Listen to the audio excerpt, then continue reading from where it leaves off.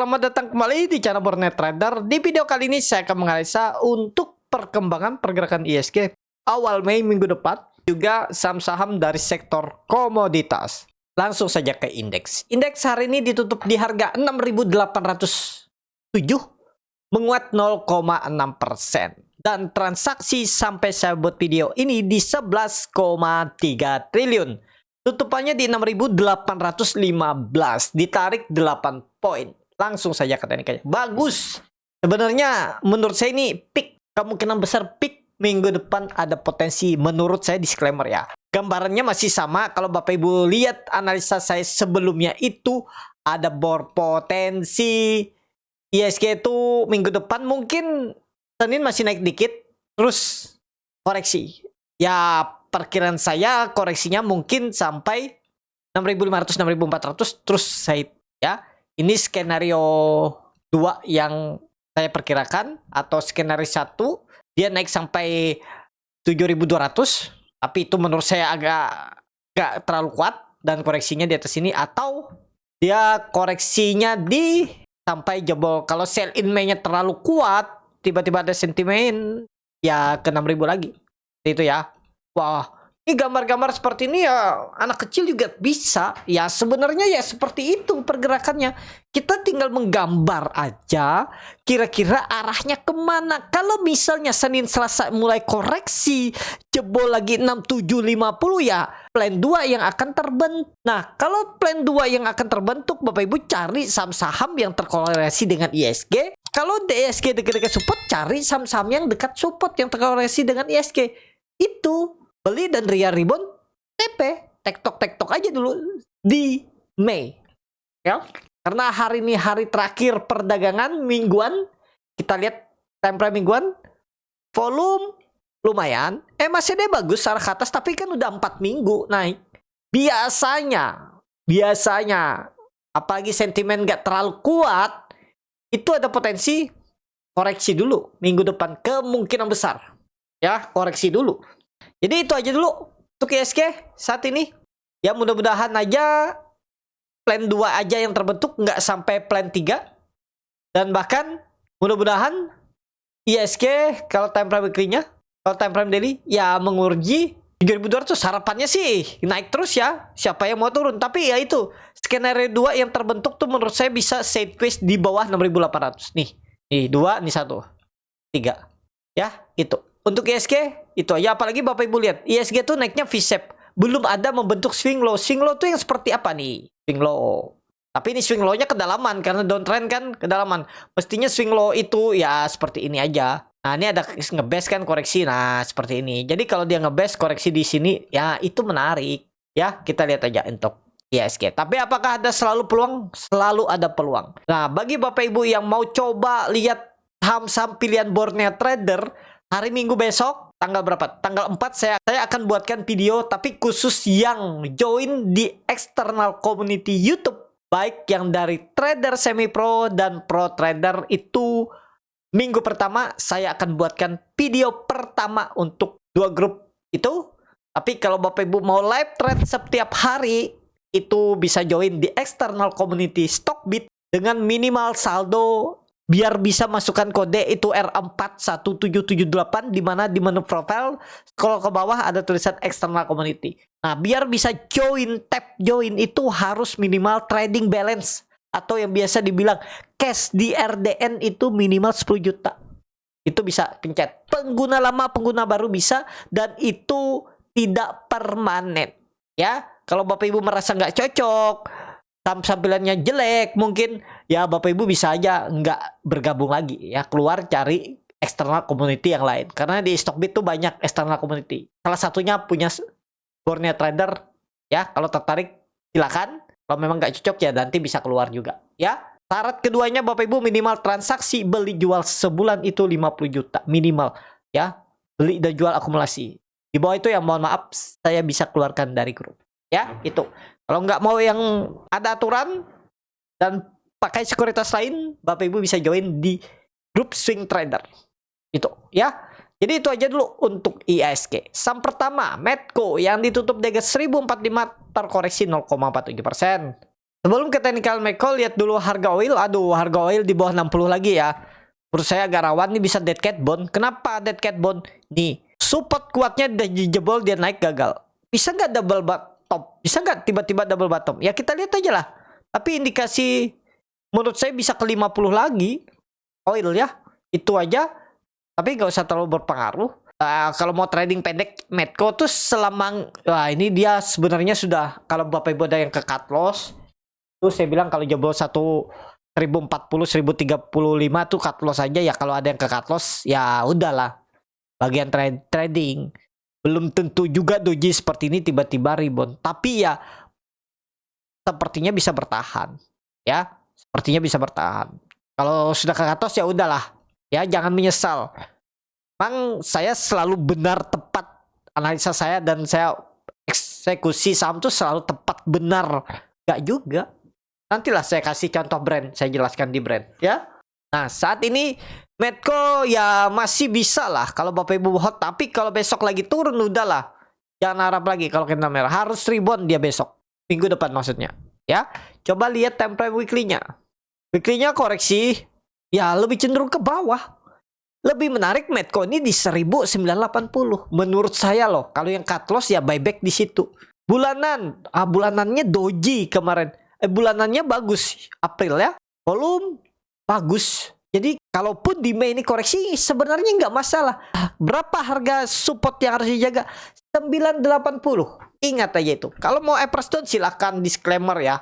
Kalau pakai Everest down itu aja untuk Medco. Lanjut. Elsa yang ditutup dagang 466 menguat 0,86%. Elsa bagus. Time frame weekly-nya bagus. 4 candle hijau. Dia naik dari 400 sampai 460. Bahkan dari 370 dia naik. Jadi skenario mana yang terbentuk untuk Elsa? Kalau pandangan saya Elsa bisa, kalau skenario 1 nih time frame daily kita pakai ya. Kayaknya enggak. Tetap skenario 2. Kemungkinan besar 1 dan 2 digabung. Itu nanti pergerakannya. Kemungkinan besar ya. Untuk Elsa seperti ini. Nah, dia naik ke 476 itu habis itu koreksi ke 436. Di sini kemungkinan besar. Kalau ke 400 kayaknya enggak. Kemungkinan besar kegabung 1 dan 2. Oh, ini 2 nih yang ke bawah ya. Yang satu. Ini 1 kan swing low-nya sampai 440, yang 2 swing low-nya tuh sampai 400 atau 420, 420. Lebih cenderung ke 1. Kalau menurut saya ini tutup aja, ya. Jadi dia akan sideways. Jadi kalau mau beli Elsa ya tunggu bawah. Gak masalah kah beli di bawah EMA 200, nggak masalah. Nggak ngaruh EMA 200 nih. Karena bisa sideways. Itu ya untuk Elsa. Itu aja. Lanjut. Pegas yang ditutup dagang 1635. Terkoreksi 2,96%. Langsung saja ke teknikalnya. Pegas ke bawah. Nah, gambaran Pegas sudah tahu kan? Seperti ini, apalagi merah nih. Walaupun koreksi volume kecil, tetap 1550. Kita maksimalkan 1550 ya. Nah, jadi udah kelihatan walaupun belum pasti ya, nggak ada yang pasti di market. Makanya ada trading plan. Kalau pasti di market ini nggak ada trading plan, nggak ada strategi. Oh, pasti besok saham naik. Udah langsung all in. Kalau bisa tuh gadai rumah langsung all in aja. All in full margin kalau pasti kan. Karena nggak ada yang pasti, makanya ada trading plan. Itu ya. Tapi kalau Bapak Ibu sering melihat market ya pasti sudah tahu risk rewardnya pasti lebih bagus rewardnya. Ya, karena kenapa? Karena ya psikologis pasar itu juga terlihat dari chart dan itu juga 80% terulang. Kenapa? Ya yang mencetnya manusia juga. Psikologisnya pasti kayak gitu-gitu aja. Paling beda-beda dikit lah. Walaupun memang ya nggak 100%. Karena psikologis itu bisa berubah. Maksudnya berubah dalam waktu dekat, dalam waktu cepat. Tapi ya keseringan sama.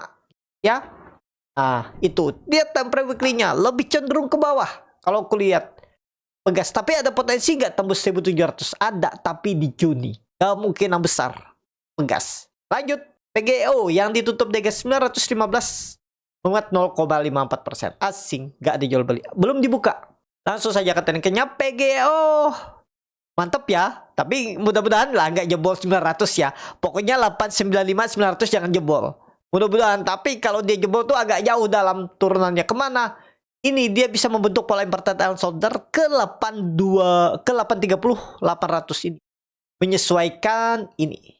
Nah, ya tergantung Bapak Ibu kalau nggak mau pakai stop loss pakai press down. Tapi skenario press down tuh kalau dia makin melorot jebol 800 gimana respon Bapak Ibu? Itu aja dulu untuk PGO. Mudah-mudahan sideways-nya di atas ya. Tapi kalau nggak sideways atas ya udah peluang besar inverted L shoulder 800 830 mantul di situ dia. PGO. Lanjut MDKA yang ditutup di 1690 muat 1,19%.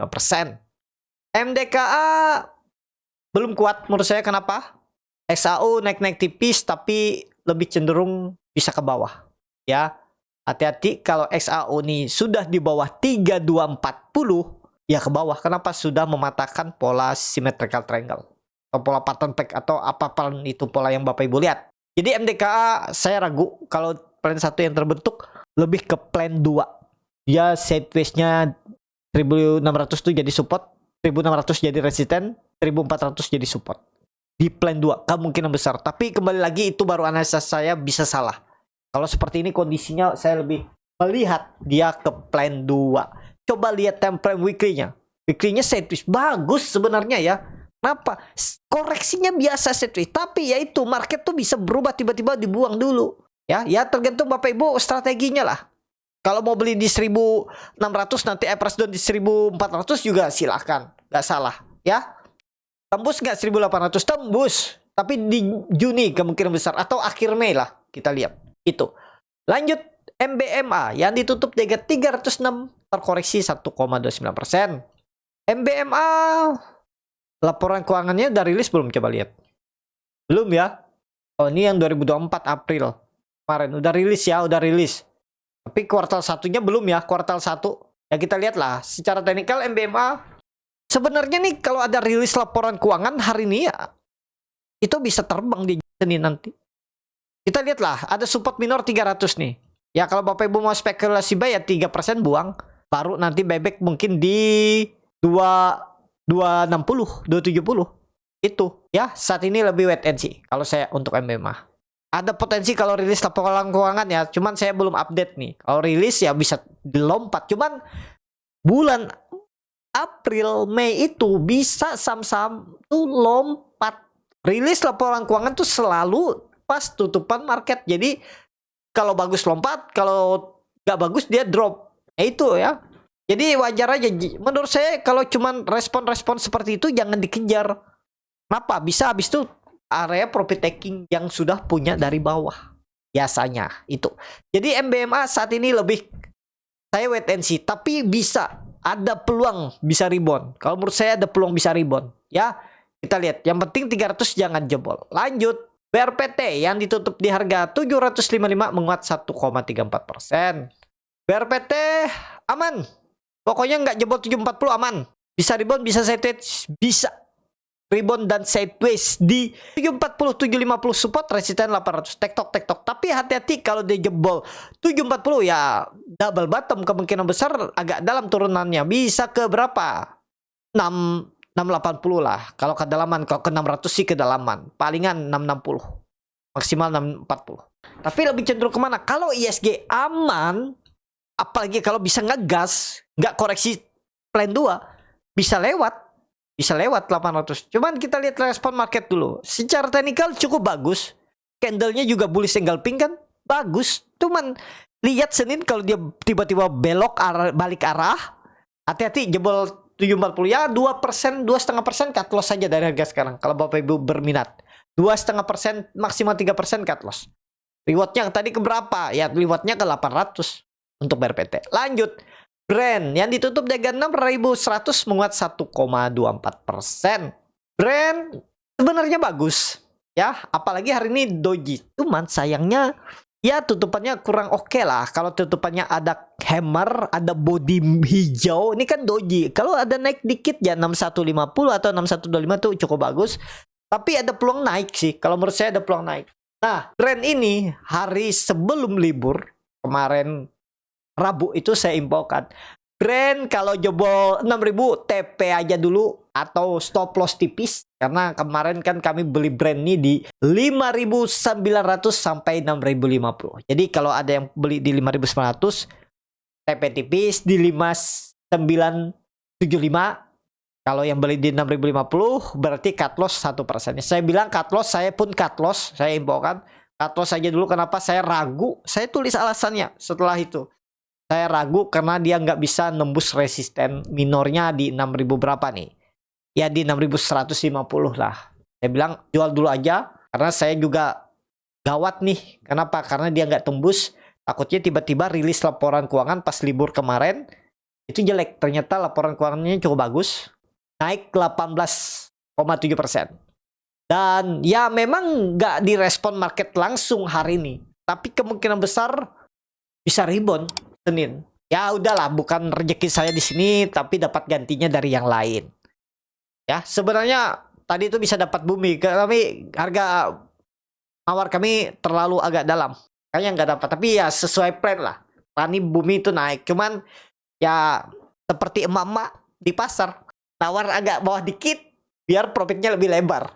Ya kadang ya seperti itulah strategi. Karena pengen profit lebih lebar malah kehilangan barang. Kadang kita FOMO malah turun. Nah itu memang seperti itu market. Yang penting tahu cara pilih sahamnya. Ya itu. Jadi itu aja untuk brand. Kalau pandangan saya minggu depan tuh bisa rebound. Ya mudah-mudahan lah. Cuman tetap waspada lah. Saya masih belum berani juga beli. Udah cut loss tipis 1% aja udahlah dulu. Masih banyak saham lain lebih menarik. Itu aja dulu untuk brand. Ya mudah-mudahan bisa naik. Lanjut. Antam yang ditutup di 2.290 muat 5,52%.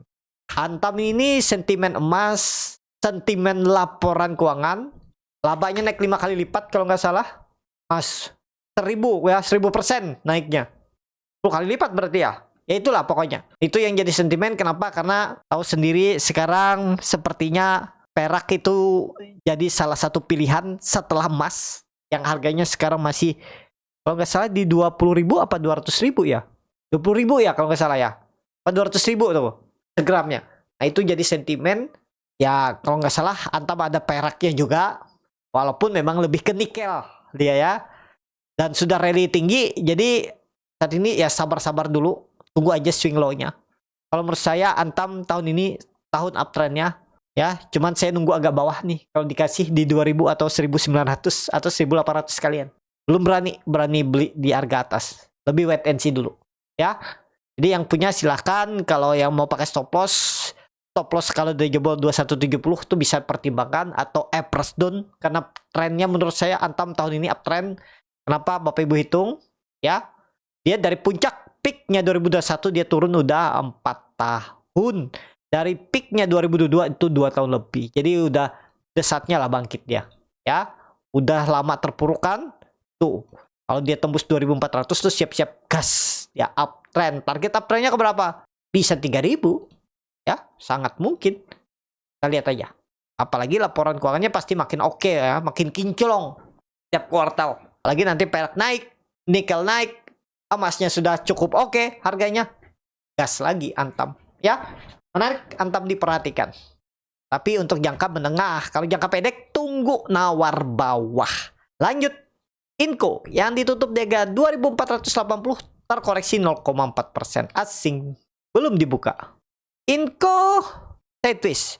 Pokoknya kalau Bapak Ibu punya Inco nih yang penting nggak jebol 2.400. Jebol itu buang dulu. Nanti bebek di mungkin 2.100 2.200. Itu lebih menarik. Ini catatan kalau ISG-nya balik arah ya. Kalau ISG aman di atas ya bisa ngegas juga. Coba lihat time frame weekly. Koreksi biasa. Ada peluang lah masih menurut saya naik ya. Kita lihat aja minggu depan bagaimana respon market untuk Inco. Lanjut. Tins yang ditutup terkoreksi 7,14% ke harga 1.105. Dalam juga ya turun. Waduh, buangan besar. Jadi saat ini bisa nggak rebound? Wait and see dulu. Kalau menurut saya nawar agak bawah ya. Nah, satu candlenya ini cukup besar. Nanti seperti ISAT kemarin. Nah, ISAT itu kalau Bapak Ibu lihat ya. Kemarin kan perkiraan saya ISAT ada potensi ke bawah. Tapi tiba-tiba rebound 8%. Kenapa? Karena dia laba. ISAT tuh laba. Labanya bagus, tumbuh 10% tuh, rilis. Dia langsung lompat kodok kan. Dan kemungkinan besar yang minggu kemarin tanggal 30 tuh rebalancing, jualan dulu ya, karena memang harus atur posisi ya, namanya rebalancing. Terus esoknya baru ditarik naik. Ya seperti ini kan jarang-jarang terjadi. Tuh ya, apalagi tadi Teens ya. Nah, Teens mungkin nggak seperti itu. Coba lihat laba Teens gimana. Teens melesat ya. Labanya 1 jam yang lalu, 2 jam yang lalu, tapi malah koreksi, nggak tahu nih kenapa. Oh iya, ajang profit taking. Kenapa? Dia sudah rally panjang juga kan, dari 800 ke 1100 tuh udah rally panjang. Wajar kalau ada koreksi. Bisa nggak dia seperti ISAT? Nggak tahu. Ya, tergantung market. Tapi kalau mau menariknya, Teens, kalau menurut saya bisa cicil dari 1050 sampai 1000. Kita toleransi sampai 1000, kondisi sekarang tutup aja nih. Kalau menurut saya bisa agak dalam, lebih cenderung ke bawah dulu. Nah, toleransi 1000, pakai itu. Support kuatnya. Jadi cicil dari berapa? 1060 tuh bisa cicil sampai 1000. Ya, disclaimer analisa kembali. Teens. Lanjut. Akra yang ditutup di harga 1245 terkoreksi 1,19%. Langsung saja ke tekniknya. Akra bagus masih. Cuman antara naik dikit habis itu koreksi atau langsung koreksi. Menarik kok. Pakai supportnya 1150. Nih, kemungkinan besar sideways-nya di atas 1150. Ya. Jadi lebih baik nawar dulu. Akra. Lebih peluang dia koreksi dulu. Lanjut. ESA yang ditutup di harga 590 terkoreksi 2,47%. ESA candlenya 3 black crow harus rebound. Harus rebound. Hati-hati menurut saya kalau dia di bawah 590 ini sebenarnya agak rawan. Tapi kalau pandangan saya ada potensi Senin hijau. Coba lihat time frame weekly-nya. Weekly-nya koreksi biasa. Memang candlenya kurang bagus. Lihat benda detektornya nanti sore. Kalau ada akum, Senin rebound. Ya, kalau pandangan saya Senin potensi rebound. Kalau berminat beli, buy on breakout aja 600. Target kemana? 650, 660. Sideways-nya di area 1. Kemungkinan besar area 1. Atau kalaupun Bapak Ibu buka beli dan nyangkut, bisa price down di 525. Pokoknya saham-saham nggak akan downtrend. Tapi ESA itu bisa swing low-nya agak dalam. Bisa sampai 520 kalau dia turun. Jadi kalau mau pakai price down, ya price down. Tetap lewat nanti 650 nih. Juli kita lihat ya. Disclaimer analisa kembali. Saham terakhir NCKL yang ditutup di harga 690 terkoreksi 1,42%. NCKL saatnya koreksi dulu. Kalau mau nawar 650. NCKL tuh skenario-nya kalau nggak ke 650 ya 600 lagi. Pokoknya saham-saham seperti analisa saya sideways. Mudah-mudahan sideways-nya agak tinggi nih NCKL di atas 650, atau kalau jelek-jeleknya ya 600 sampai 720 sideways-nya. Itu. Cukup sampai di sini video kali ini. Terima kasih untuk Bapak Ibu dan teman-teman yang sudah menonton video ini sampai selesai. Apabila channel Boneta dan bermanfaat dan bisa menjadi bahan pertimbangan Bapak Ibu dalam membeli, menyimpan dan menjual sahamnya, bisa klik tombol subscribe dan nyalakan lonceng notifikasi. Ada kritik, saran ataupun pertanyaan, bisa langsung tinggalkan di kolom komentar. Bagi Bapak Ibu dan teman-teman yang baru belajar trading, masih bingung memilih saham, bingung membuat trading plan, bisa join trading bersama Borneo Trader. Nanti dipilihkan saham-sahamnya dan dibuatkan trading plan-nya beserta chatnya dan juga free konsultasi portfolio. Kalau tertarik, DM Instagram Borneo Trader. Sampai ketemu. Tetap semangat dan semoga bisa terus cuan.